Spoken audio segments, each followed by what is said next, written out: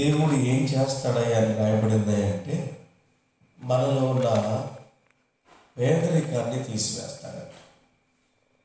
నిజంగా మన జీవితంలో మనం పేదవాళ్ళుగా బ్రతకడానికి మెయిన్ కారణం ఏమిటంటే దేవుని మాట వినకపోవటం.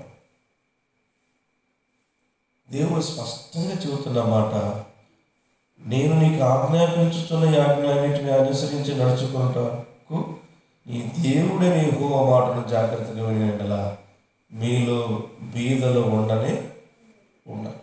అంటే మనలో ఉన్న పేదరికాన్ని దేవుడు తీసివేయాలని మాట్లాడుతున్నాడు. ఇక్కడ తమ బిడ్డలు పేదవాళ్ళుగా ఉండకుండా ఉండాలి అంటే ఏం చేయాలి అంటే మొట్టమొదటిగా దేవుని మాట వినేవాడిగా ఉండాలి.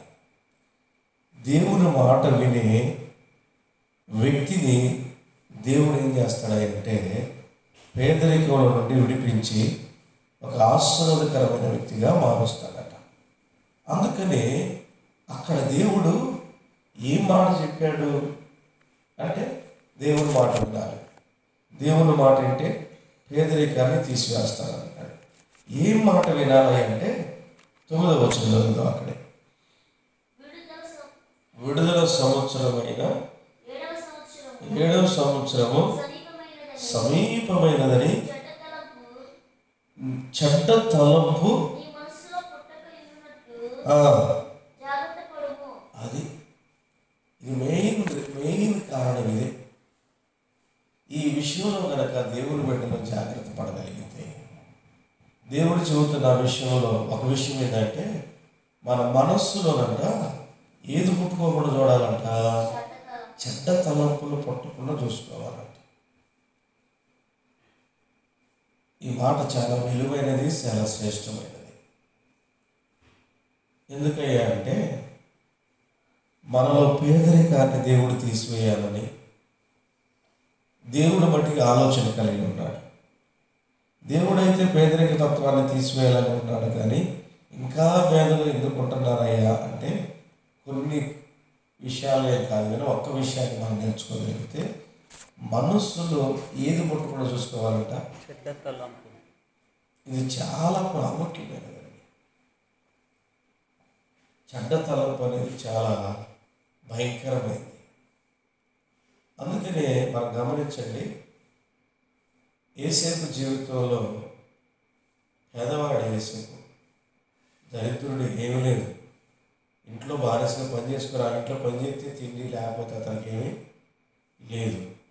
కానీ యేసేపు అంత ఐశ్వర్యవంతుడు, అంత ధనం కలిగిన వాడు, అనేక మందిని పట్టగలిగినంత దీవెన ఎలా రాగలిగింది అంటే తన జీవితంలో ఏం చూసుకోగలిగాడంటే ఆ ఇంట్లో అన్ని సంవత్సరాలు పనిచేశాడు. కానీ ఏనాడు కూడా ఆ తల్లిగారి మీద చెడ్డ తలంపు పట్టలేదండి అతని మనసులో. పుట్టుంటే దేవుడు గ్యారంటీకి రాసి పెట్టేవాడు. ఈ ఉదయకాలంలో మన మనస్సులు ఇన్ని చెడ్డ తలంపులతో పాడైపోయి ఉన్నాయి, నింపబడి ఉన్నాయి. దేవుడికున్న గొప్ప మనసు ఏంటంటే దేవుడు పై రూపాన్ని చూసేవాడు కాదు, దేవుడు అంతరంగాన్ని చూసేవాడు.